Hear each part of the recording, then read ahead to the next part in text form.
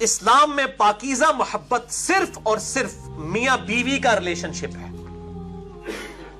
وہ نکاح کی بائنڈنگ کے ساتھ، نکاح کی بائنڈنگ کے ساتھ۔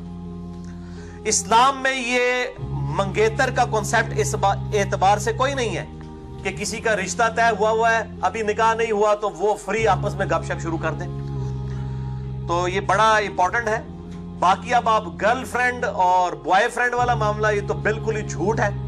اسی طریقے سے یہ پاکیزہ محبت کا بھی ایک کانسیپٹ ہے جی، وہ ہیر رانجھا اور جی لیلا مجنو اور سسی پنو اور مرزا صاحبہ، ٹھیک ہے نا جی، یہ سارے کے سارے میرے بھائی یہ ساری کتابی اور یہ شاعروں کی باتیں، اسلام میں اس کی کوئی حیثیت نہیں ہے، نہ کوئی پاکیزہ محبت ہوتی ہے۔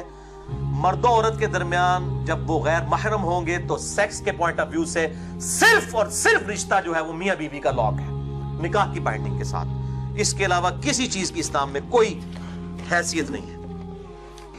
بھائیو اسی طریقے سے یہ ویلنٹائن ڈے کے اوپر تحفے تحائف پیش کرنا اور کہنا جی یہ پاکیزہ محبت ہے، کوئی ٹچ نہیں کر رہے، یہ ذرا ان لوگوں سے پوچھیں کہ آپ کی بہن کے ساتھ کوئی پاکیزہ اس طرح کی محبت آگے کرے تو آپ کو ہضم ہوگی؟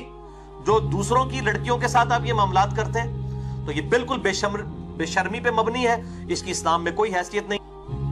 In this modern era، اس ماڈرن دور میں جہاں تک بے حیائی کا تعلق ہے، یہ اتنا بڑا فتنہ ہے کہ اس فتنے کا لاکھواں حصہ بھی صحابہ کرام یا اہل بیت علیہم الرضوان و علیہم السلام کو نہیں گزرنا پڑا، ان پہ اور آزمائش آئی قتال کی شکل میں، لیکن کیا صحابہ نکلتے تھے تو باہر بے پردہ عورتیں نظر آتی تھی؟ یا چوراہوں کے اوپر 20 بائی 40 فٹ کے موبائل کمپنیوں کے بےہودہ عورتوں کے بینرز نظر آتے تھے؟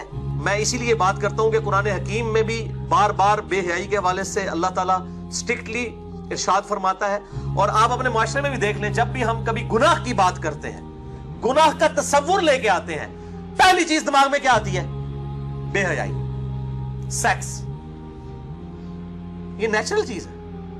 اور اللہ تعالیٰ نے اسی لیے بڑا اسٹرکٹلی سورۃ النور میں سارے سوشل ایشوز ڈسکس کیے، اور یہ آیت میں یہاں پہ ریپیٹ کروں گا، اعوذ باللہ من الشیطان الرجیم، بسم اللہ الرحمن الرحیم۔ سورۃ النور کی آیت نمبر ہے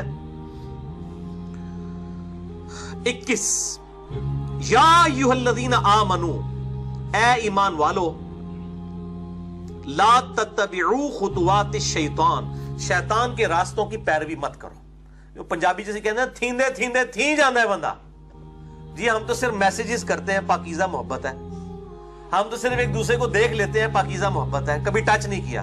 مجھے آتے ہیں فون لوگوں کے، وہ کہتے ہیں پاکیزہ محبت، تو میں تو پھر چڑھائی کر دیتا ہوں کہ پاکیزہ محبت کون سی اسلام میں ایگزسٹ کرتی ہے؟ یہ خطوات الشیطان ہے، یہ بینرز، یہ ویڈیوز، یہ ساری چیزیں، مت پیروی کرو ان شیطان کے راستوں کی۔ وَمَن يَتَّبِعْ خُطُوَاتِ الشَّيْطَانِ، اور جو کوئی پیروی کرے گا شیطان کے راستوں کی، فَإِنَّهُ يَأْمُرُ بِالْفَحْشَاءِ، تو بے شک شیطان تو بے حیائی کا ہی حکم دے گا، وَالْمُنکر، اور ہر برے کام کا۔ دیکھیں اللہ تعالیٰ نے ہر برے کام میں کیا بے حیائی نہیں آتی؟ دنیا کا ہر گناہ برا کام ہے اور بے حیائی بھی اس میں سے ایک ہے، لیکن اللہ نے اسے ڈومیننٹ کر کے پہلے نمبر پہ ذکر کیا کہ بے حیائی کا شیطان حکم دیتا ہے اور برے کاموں کا۔ اس سے آپ کو سینسٹیوٹی کا اندازہ ہو گیا۔